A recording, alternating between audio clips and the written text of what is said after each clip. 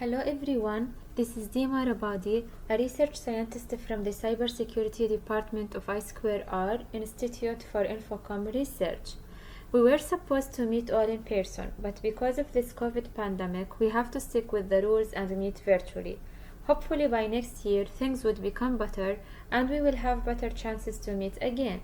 It's my pleasure presenting our work with you today, Advanced Windows Methods on Malware Detection and Classification. Let us start by presenting the evolution of cyber attacks since the 1980s with the first computer virus and worm, going through the 90s with Trojan horse and phishing emails, reaching the present ransomware and blockchain attacks. We can say that malware becomes much harder to be detected these days. That's because there is a competition between two entities with almost an equal effort. The first entity is the researchers and the available antivirus who keep generating new malware detection tools.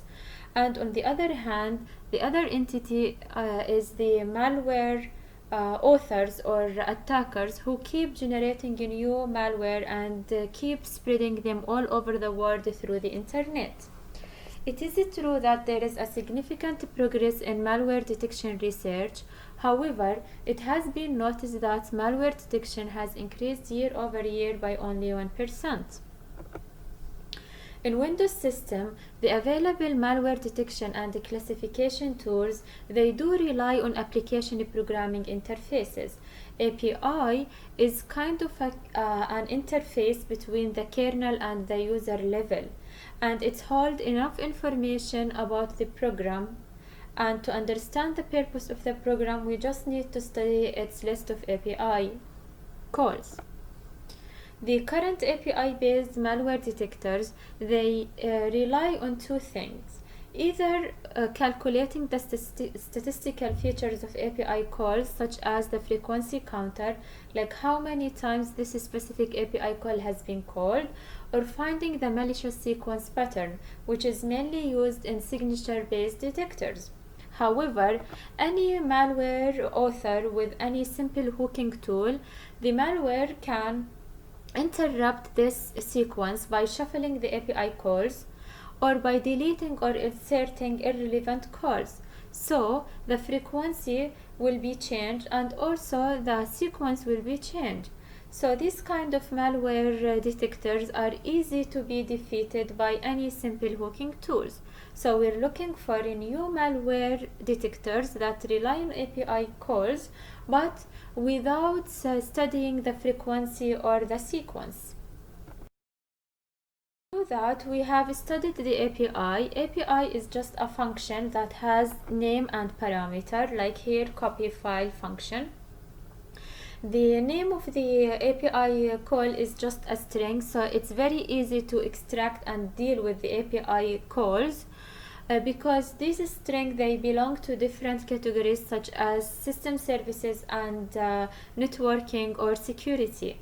However, the function parameters or arguments are very heterogeneous and they are very complex because they do belong to different types such as integers, address pointers, and strings. So, most of the available antivirus, they don't study the API argument, they ignore them and they just study the API names. However, if we study the API names without the argument, it's insufficient to understand the purpose of the program. For example, the same API call, like write on a file, would act in two different ways if we pass two different arguments. For example, if I pass a user file, I will be writing on a user file. If I pass a system file, I will be writing on a system file. And definitely, writing on a system file is more dangerous than writing on a user file. So I achieve two goals using the same API call.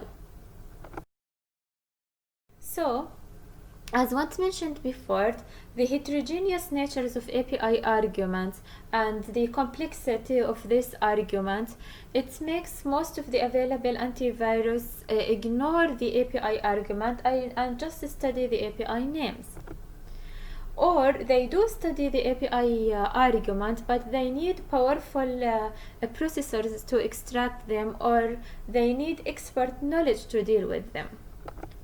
And to overcome the above limitation, our main research question is, can we propose a lightweight API-based dynamic feature extraction technique without any expert knowledge of the arguments? And the second question, after we propose this lightweight dynamic features, are the features strong enough to detect the malware and to classify it to its type? Are they sufficient to do malware detection and classification? To do that, we have implemented two methods. The first method studies the list of arguments of each API call as one feature.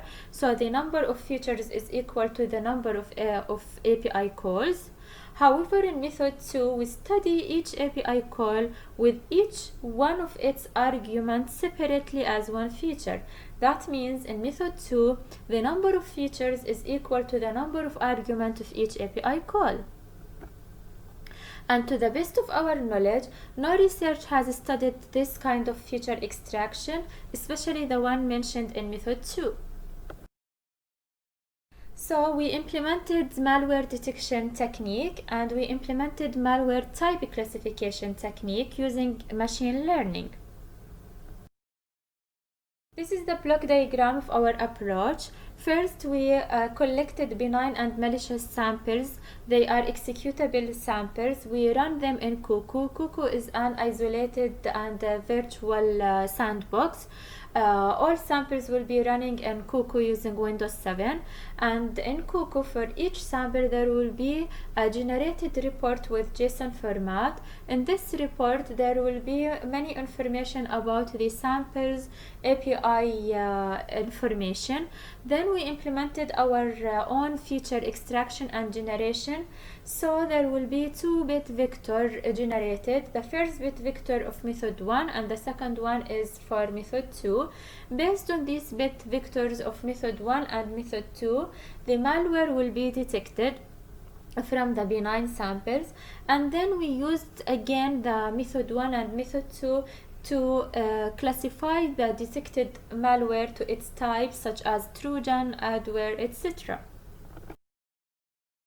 So, because we don't have enough time, I will not go through the feature extraction and generation or the hashing vectorizer function, but the whole scenario of method 1 and method 2 with the two different examples are shown in the paper, and we also provided the link of the source code and the dataset we implemented. You can refer to this link in the paper. This is method 1 and method 2. As what I said, in method 1, the whole list of argument for each API call is one feature. However, in method 2, each argument with each of its API call as one feature. So this is the example we used. This one is from Cuckoo for one of the report for one of the samples. There is only two API calls, the network query value key, which has 4 arguments. However, network allocate virtual memory, which is the second API call, it has 7 arguments. So on total, we have 2 features for method 1 because there is only 2 API calls, and we have 11 features of method 2 because we have 7 features of the second API and 4 features of the first API based on the argument number. So that means in method 2 we have more number of features compared with method 1. The data set, we have collected 7,000 benign samples and 7,000 plus malicious samples. The malicious samples are collected from Malshare website, and they are 2019 and 2020 old. And the benign samples are collected from these different resources as shown in the slide. So in total we have around 14,879 samples. The malicious samples belong to 10 different types. Each type has different number of samples, and we will see how this kind of different number of samples affected our performance later on. But let's see first the malware detection performance. Malware detection performance using method 1 and method 2, we have tried 5 different machine learning algorithms: SVM, random forest, passive aggressive, decision tree, and the XGBoost. The best one was XGBoost, and the accuracy was 99.86 for method 1 and 99.89 for method 2, and the 5-fold cross validation was 96.7. Because the XGBoost gave the best accuracy, we repeated the experiment but using 10-fold cross validation. The accuracy is around 99.4. For type classification, we have used the same 5 different machine learning algorithms using method 1 and method 2. Again, the XGBoost gives us the best accuracy with around 98.02 for method 1 and 97.95 for method 2. We repeated this experiment but using 5-fold cross validation for type classification. And the result is shown here. We can see the accuracy is around 93.4, and here the accuracy is went down because, as we see in the table, sometimes some types they have less number of samples. For example, like hack tool, they have only 14 samples in it, and riskware only 11. So the machine learning will not learn enough from this small number of samples. So we repeated the experiment of 5-fold cross validation for type classification, but only using the types that has more than 200 samples in it, which is the first 4 types: Trojan, adware, spyware, and ransom. The result is shown here. You can see the accuracy, it goes up to 95.5 when we only use the types which has more than 200 samples. That means we always need to increase the number of samples in our categories to understand more and to let the machine learning learn more. This is the comparison with the state of the art.